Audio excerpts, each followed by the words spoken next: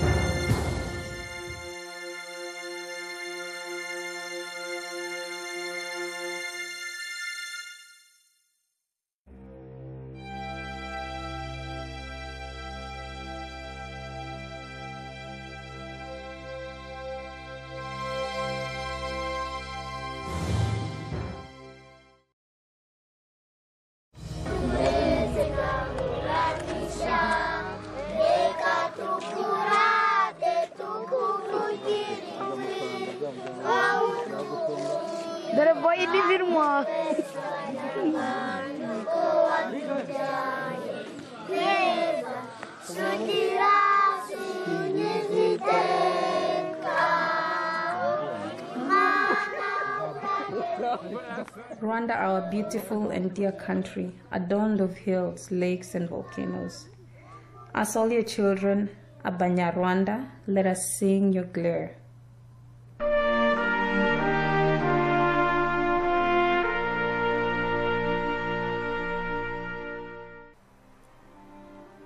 The country's economy was one of the areas hardest hit by the genocide.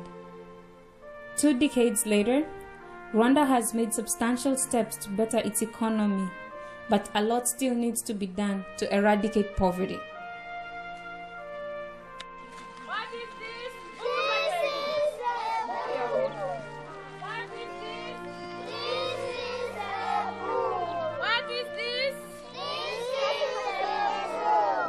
What is this?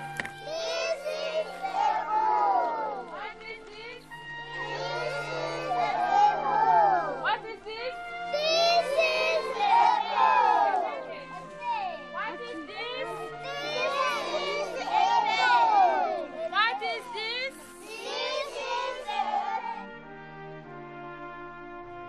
There's so many things we take for granted here in the Western world.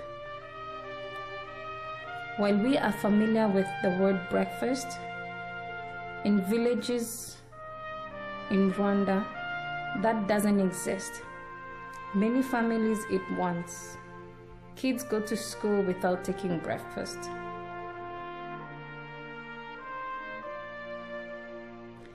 He visited children and gave them bread and porridge, a feat which was met by celebration and song.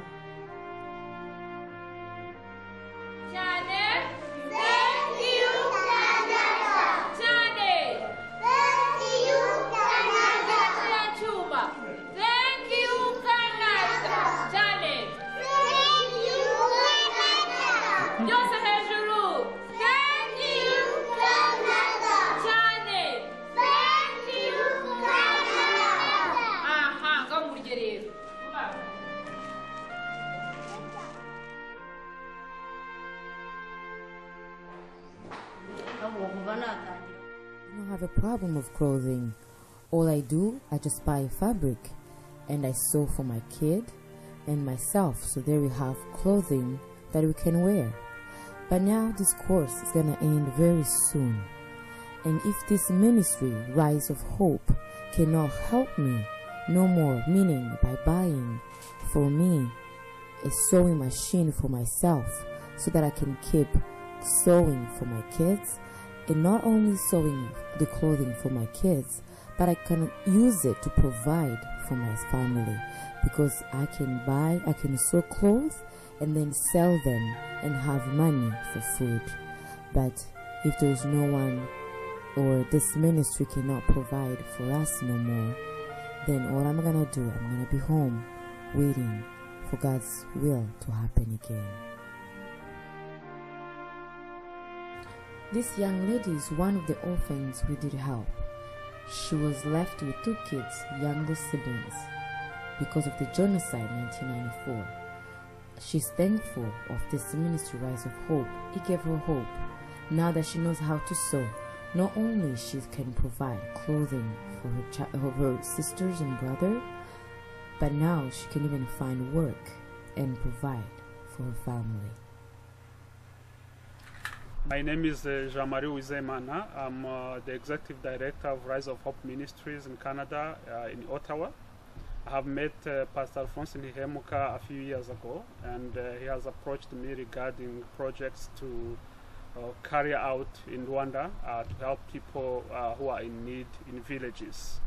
It has not taken him so much time because myself, I was born and raised in Rwanda, and I do understand the kind of life people in villages are living in. I'm a volunteer. Actually, I've been having a grace in my life. I really love God. I really love God, and this ministry is one that touched really my heart because Jesus said, "Go and do what I've done." And the heart of Jesus was to go to do the mission. His mission was to go for the widows, for the orphans, for the fatherless, for anyone really who's lacking love. The reason I volunteer for this ministry is because they have the heart of Christ. They're giving themselves for others. And when you see Rwanda, that country needs help. The onset of the genocide led to a change in the country's demographic structure. Households were now headed by women, and children were raising other children. With most households living in extreme poverty, intervention is needed to enable families to sustain themselves. Pastor Alphonse Ntihemuka recently visited Rwanda and met different groups who are working hard to reduce their own poverty, but financial hardship continues to hamper their efforts. My name is Pastor Alphonse Ntihemuka. I was born and raised in Rwanda. I moved to Canada in 2009. I'm the founder and president of Rise of Hope Ministries. I'm a widow. Rise of Hope Ministry help us as widow. We borrow their money so that we can provide for our family. Like we can do little business as selling fruits, vegetables. Even sometimes that money help us to put our kids into school or pay their monthly fees when we don't have that money. And after that, when we borrow their money, actually they give us 3 months to give back the money, but with 10% of interest. And what they do with that, they help others. In my case, it did help me to provide for my kids, and actually other people even built houses through that money.